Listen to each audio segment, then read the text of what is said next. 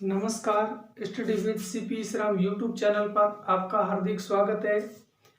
आज हम बात करेंगे जो पाचन तंत्र में शेष रह गया था भाग, एक यकृत है और एक पाचन समस्या से संबंधित कुछ बीमारियां, उनके बारे में पढ़ेंगे। उसके बाद आज से रेगुलर सामान्य विज्ञान के अन्य चैप्टर के बारे में बात करेंगे। आज शुरू करते हैं यकृत। शरीर का कौन सा भाग? यकृत भाग। सबसे पहले यकृत की क्या देखें? अवस्थिति देखें। कहाँ अवस्थित है? स्थिति देखें तो मानव शरीर का एक जे आकार का अंग है। किस आकार का?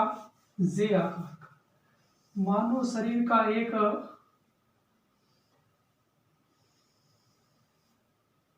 जे आकार का अंग है। उस जे आकार के अंग को क्या बोलते हैं? उसको बोलते हैं आमाशय। कौन सा भाग? आमाशय। आमाशय भाग के इस और एक त्रिकोणाकार अंग है, इसी को हम क्या बोलते हैं? यकृत। क्या कहते हैं? यकृत। एक इस अंग को यकृत कहते हैं और यहाँ होता है अग्नाशय। और यकृत तथा अग्नाशय दोनों क्या करते हैं? आमाशय के बाद छोटी आंत भाग में अपना रस स्रावित करते हैं। तो इसका मतलब प्रत्यक्ष रूप से भोजन नहीं जाता, लेकिन किसी रसायनों की वजह से यकृत पाचन तंत्र में महत्वपूर्ण भूमिका निभाता है। यकृत की सबसे पहली विशेषता यह है कि हमारे शरीर की सबसे बड़ी ग्रंथि। हमारे शरीर की सबसे बड़ी क्या है? ग्रंथि। नंबर 1। उसके बाद हमारे शरीर की क्या है? हमारे शरीर की सबसे बड़ी कैसी ग्रंथि? बहिस्रावी ग्रंथि भी कौन है? यकृत है। बहिस्रावी ग्रंथि। हमारे शरीर की सबसे बड़ी ग्रंथि यकृत है तथा सबसे छोटी ग्रंथि पीयूष है। उसके बाद बहिस्रावी ग्रंथि, हमारे शरीर की सबसे बड़ी बहिस्रावी ग्रंथि कौन सी है? बहिस्रावी ग्रंथि यकृत है। उसके बाद तीसरा है यकृत में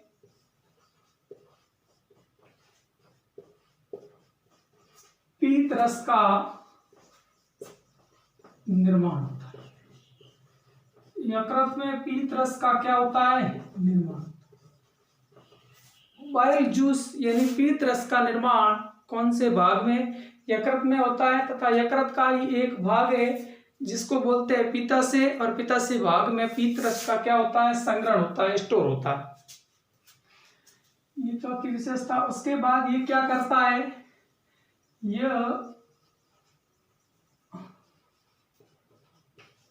शरीर में अधिक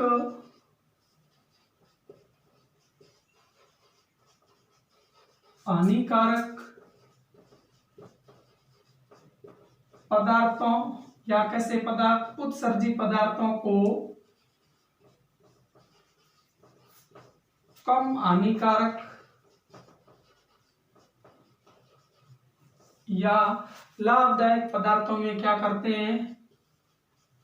पदार्थों में बदलता है।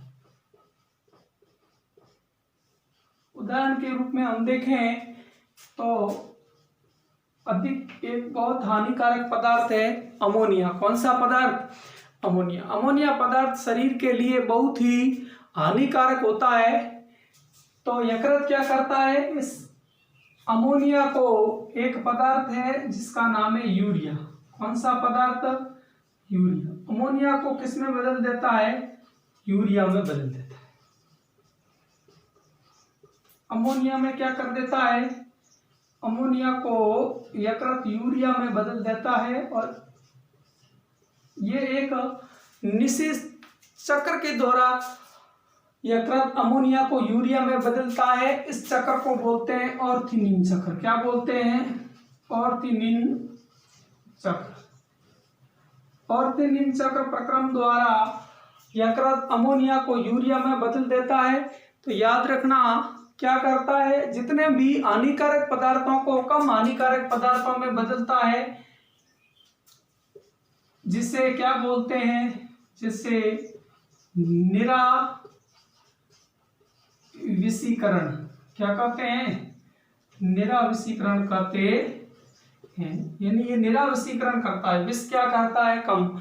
और याद रखना देवताओं के संकट के समय जहर या विष को किसने धारण किया था, तो भगवान शंकर ने धारण किया था। इसी प्रकार संपूर्ण शरीर में जितने भी विषैले पदार्थ हैं उनको धारण कौन करता है, उनको धारण करता है यकृत। इसलिए यकृत को क्या कहते हैं, इसे शरीर का भोला अंग या भोलेनाथ क्या कहते हैं, भोलेनाथ। उसके बाद यकृत में बहुत सारी क्रियाएं संपन्न होती है, बहुत, जैसे अल्कोहल का अपचय, प्रोटीन का विटामिन का संश्लेषण, इनकी पुनर्भवन की क्षमता होती है, भोजन का संग्रहण होता है। तो इस कई क्रियाओं के कारण इसे बोलते हैं शरीर की प्रयोगशाला। इसे शरीर की लेबोरेटरी यानी क्या कहते हैं, प्रयोगशाला। क्या कहते हैं, प्रयोगशाला। इसे शरीर की प्रयोगशाला कहते हैं। इसे शरीर की क्या कहते हैं, प्रयोगशाला कहते हैं। ये बात हो गई। उसके बाद सातवां कार्य क्या है, ये पीतरस का निर्माण कर लिख दिया, शरीर का भोला अंग है लिख दिया। उसके बाद क्या है, उसके बाद ये थोड़ा बहुत भोजन का भी क्या करता है, भोजन का संग्रहण किसके रूप में, ग्लूकोज के रूप में। किसके रूप में, ग्लूकोज के रूप में। ये हो गए 6 कार्य इसके।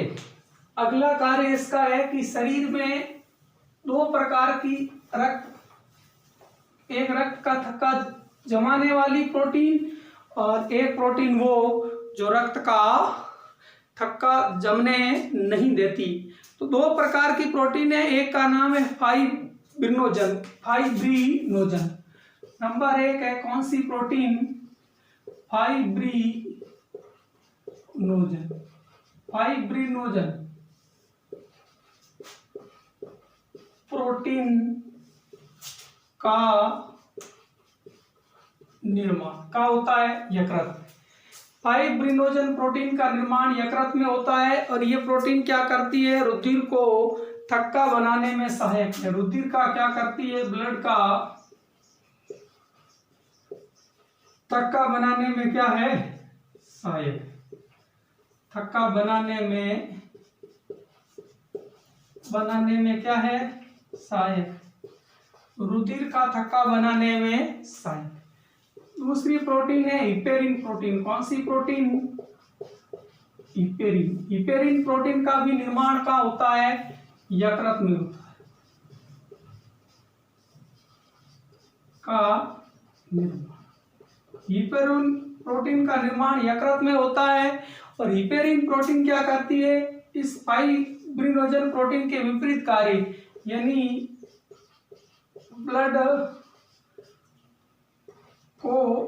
ब्लड का थक्का जमने से क्या करती है, रोकती है। थक्का जमने से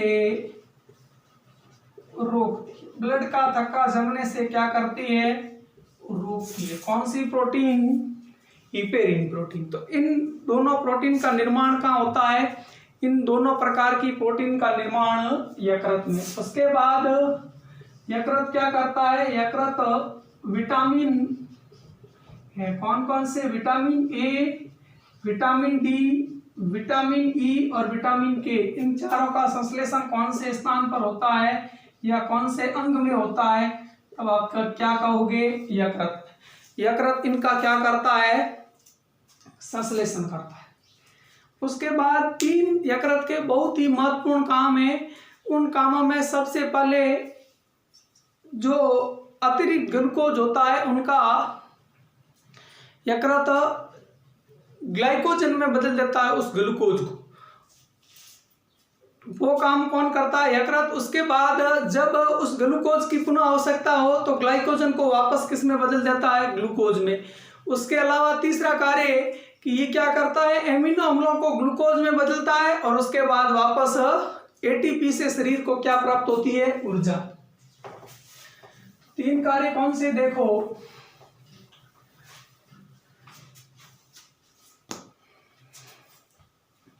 नंबर 1 कौन सा?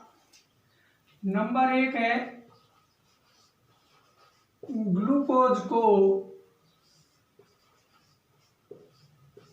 किसमें बदलता है? ग्लाइकोजन में। किसमें बदलता है? ग्लाइकोजन। परिवर्तित करना है, ठीक है। ये क्रिया यकृत में होती है। उसके बाद वापस ग्लाइकोजन चेंज इनटू ग्लूकोज। उसके बाद एमिनो एसिड यानी अमीनो अम्ल चेंज इनटू ग्लूकोज और वापस आगे ये ग्लूकोज किसमें टूट जाता है? एटीपी के रूप में टूट जाता है।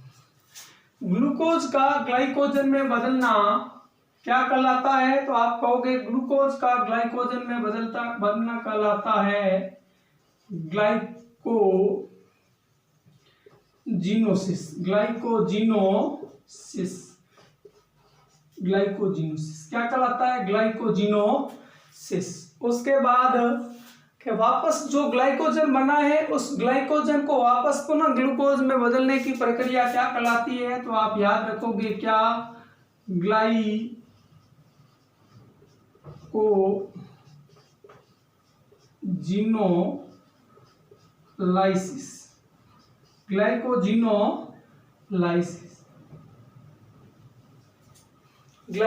क्या? लाइसिस। उसके बाद एमिनो अम्लों का ग्लूकोज में टूटना क्या कहलाता है? आप कहोगे ग्लाइकोनियोजीनोसिस। ये 3 है। ग्लूकोज का किसमें बदलना? ग्लूकोज का ग्लाइकोजन में बदलना क्या कहलाता है? ग्लूकोज का ग्लाइकोजन में बदलना कहलाता है ग्लाइकोजीनोसिस। ग्लाइकोजन का ग्लूकोज में ग्लाइकोजीनोलाइसिस और नियोजीनोलाइसिस।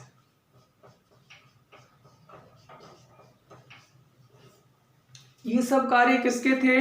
यकृत के। किसके? यकृत के।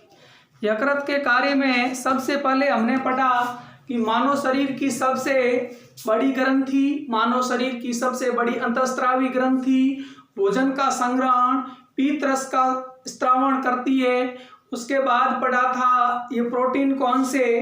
हिपेरिन तथा फाइब्रिनोजन प्रोटीन का संश्लेषण करती है। विटामिन ए, डी, ई तथा के का क्या करती है? संश्लेषण करती है। इसके अलावा एक और कार्य रह गया था अल्कोहल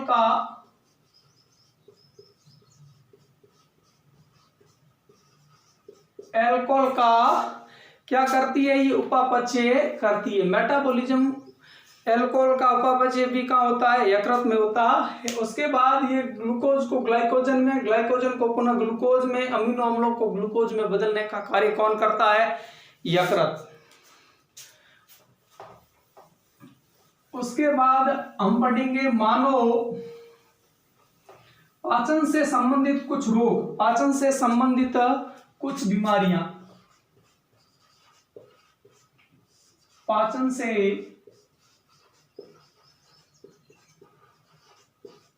संबंधित बीमारियां। पाचन से संबंधित क्या? बीमारियां। पाचन से संबंधित कुछ बीमारियों के बारे में हम क्या करेंगे, अध्ययन करेंगे। तो सबसे पहले बीमारी कौन सी, अल्सर। कौन सी बीमारी, अल्सर। अल्सर क्या होता है, अल्सर छोटी आंत में जो घाव हो जाते हैं उसे ही क्या करते हैं, अल्सर करते हैं। तथा अल्सर का पता लगाने के लिए एक जांच की जाती है जिसे एंडोस्कोपी कहते हैं। क्या कहते हैं, एंडोस्कोपी। तो छोटी आंत में जो घाव हो जाते हैं उसे क्या कहते हैं, उसे अल्सर कहते हैं। उसे क्या कहते हैं, अल्सर। वो बीमारी अल्सर। अब अल्सर की जांच या अल्सर का पता लगाने के लिए किस यंत्र का उपयोग किया जाता है, तो अब आप क्या कहोगे, एंडोस्कोपी। कौन सा यंत्र, एंडोस्कोपी। एंडोस्कोपी। उसके बाद दूसरा है पीलिया। कौन सा रोग, पीलिया।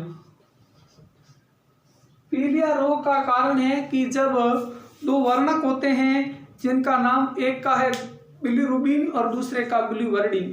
बिलिरुबिन तथा बिलिवर्डिन नामक वर्णक क्या हो जाते हैं, इनकी मात्रा बढ़ जाती है शरीर में, तो कौन सा रोग हो जाता है, पीलिया। इस रोग के लक्षण है नाखून तथा आंखों में क्या आ जाता है, पीलापन। इससे प्रभावित होने वाले अंग आंख, नाक, त्वचा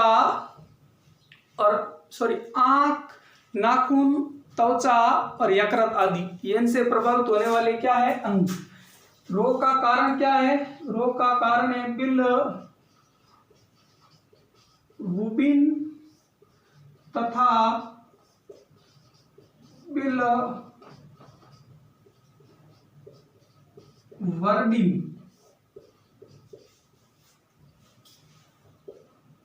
की मात्रा बढ़ जाने के कारण। और इनसे प्रभावित अंग, क्या प्रभावित अंग, प्रभावित अंग कौन से हैं, तो सबसे पहले यकृत, उसके बाद त्वचा, उसके बाद नाखून और उसके बाद आंखें या आंख, ये इनसे प्रभावित क्या है, अंग है। अब पीलिया के बाद एक रोग होता है डायरिया। कौन सा रोग, डायरिया।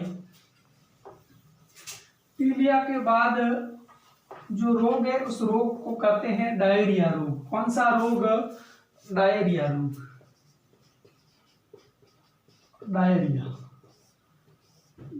डायरिया रोग क्या होता है कि जब आहार नाल की गति अनियमित हो जाती है तो मल का क्या हो जाता है, पतलापन आ जाता है मल में, और मल अत्यधिक पतला हो जाता है। इस प्रकार की व्याधि या बीमारी को क्या कहते हैं, डायरिया। डायरिया है आहार नाल की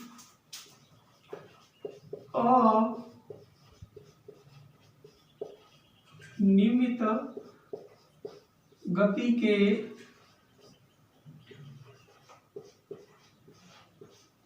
कारण मल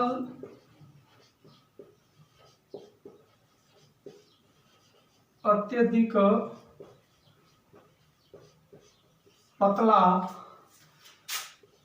हो जाता है।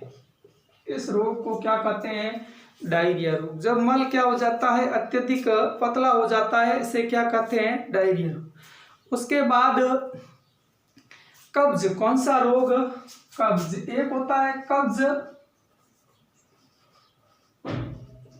कब्ज, दूसरा होता है अपच। अपच में क्या होता है, पाचन की क्रिया सही ढंग से नहीं होती। पाचन की क्रिया क्या है, सही ढंग से नहीं होती, उसे क्या कहते हैं, अपच। जबकि कब्ज क्या होता है कि मल बड़ी आंत में रुक जाता है। मल क्या हो जाता है, मल बड़ी आंत में रुक जाता है। बड़ी आंत में क्या हो जाता है? रुक जाता है। जब मल बड़ी आंत में रुक जाता है तो उसे क्या कहते हैं? कब्ज। जबकि पाचन की क्रिया सही नहीं होती है और पेट भरा भरा रहता है तो उस प्रकार की व्याधि को क्या कहते हैं? अपच कहते हैं। उसके बाद अगला रोग आता है हर्निया रोग। कौन सा रोग?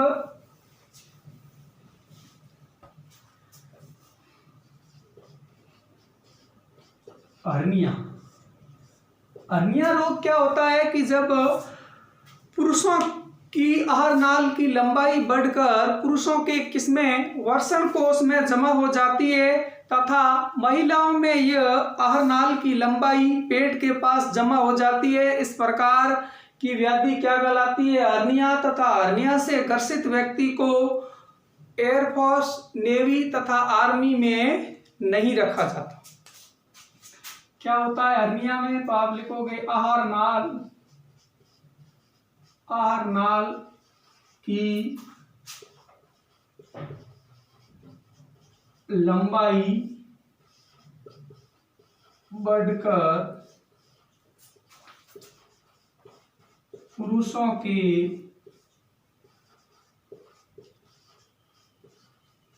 वर्ण कोश में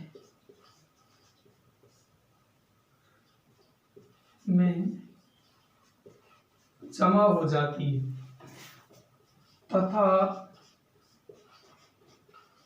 महिला में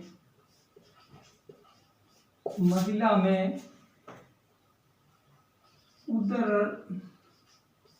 के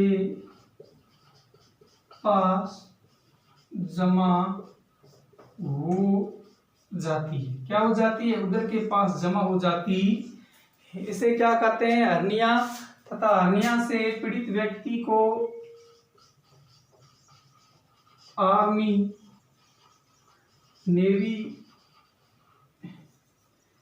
और किसमें? एयरफोर्स में क्या नहीं किया जाता? नहीं रखा जाता है। उसके बाद प्रक्रिया होती है अवशोषण की। अवशोषण में मुख में अवशोषण होता है दवाइयों का और उसके बाद अलग अलग अंग में अलग अलग अवशोषण होता है, वो पाचन के समय बता दिया। और सर्वाधिक अवशोषण कौन सी आंत में? सर्वाधिक अवशोषण बड़ी आंत में होता है और सर्वाधिक पाचन छोटी आंत में होता है। इसी के साथ ही यह टॉपिक होता है पूरा। कल से हम शुरू करेंगे नया टॉपिक का नाम रहेगा रक्त परिसंचरण। कौन सा तंत्र? रक्त परिसंचरण तंत्र। बड़े डिटेल से इस तंत्र को पढ़ेंगे। याद रखना ये जो पढ़ाया जा रहा है 10th लेवल का पूरा है। उसके अलावा एक्स्ट्रा भी पढ़ाया जा रहा है। लेवल 10th लेवल से क्या है आइए, इसलिए इस वीडियो को पूरा देखें, लाइक शेयर तथा क्या करें, सब्सक्राइब करें। नमस्ते, जय हिंद।